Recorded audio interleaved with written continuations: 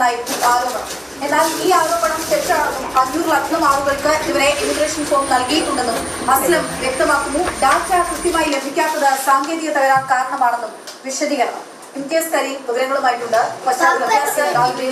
Form നൽകുന്നതുമായി ബന്ധപ്പെട്ട അതിനിടയിലാണ് താമരശ്ശേരി പുതുപ്പാടിയിലാണുള്ളത്. നമ്മൾ ഇന്ന് ഒരു BLO ചുമതലയുള്ള സണ്ണി എന്ന് പറയുന്ന ഒരാളുടെ കൂടെ സഞ്ചരിക്കുകയാണ്. അദ്ദേഹത്തിന് SIR ഫോം കൊടുക്കാൻ ഒരുപാട് വീടുകളുണ്ട്. 5-ാം ബൂത്ത് അവിടെയാണ്. കണ്ണപ്പൻ കൊണ്ടേ പോവാല്ലേ? അപ്പോൾ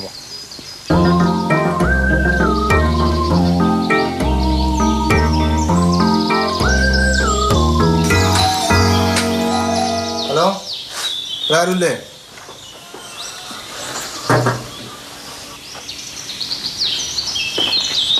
ആളില്ല അല്ലേ? ആളില്ല. മിക്ക വീട്ടിലും ചെല്ലുമ്പോൾ താസ്പതി ആളുണ്ടാവില്ല.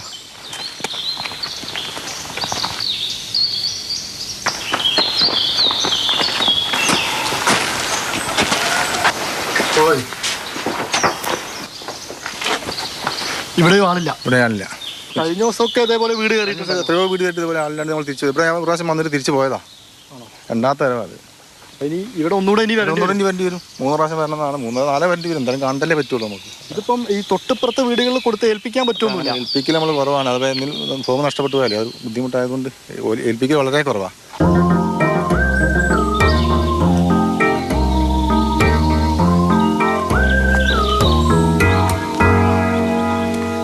നല്ല കിടക്കുന്നില്ലേ? നമുക്ക് ഇരുന്നാലോ? കാരണം ഒരു 3-4 വീടുണ്ട്.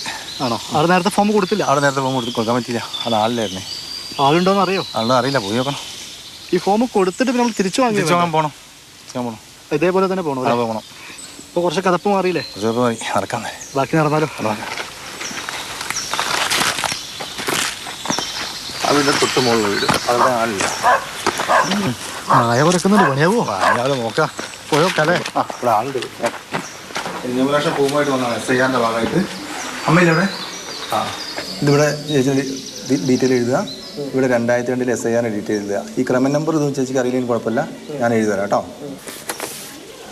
ഇത് ചാച്ചൻ്റെ കേട്ടോ. ഇത് നിൻ്റെ, ഇത് ചാച്ചൻ്റെ. ഇത് ചാച്ചൻ്റെ ഡീറ്റെയിൽ പൂരിപ്പിക്കുക കേട്ടോ.